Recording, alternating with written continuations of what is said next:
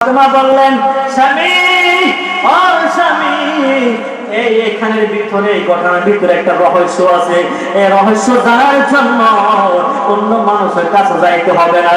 এই রহস্য জানার জন্য আমার বাবা মদিনা জানলেওয়ালা নবী রাহমাতুল লিল আলামিনের কাছে যাইতে হইবে। সুবহানাল্লাহ।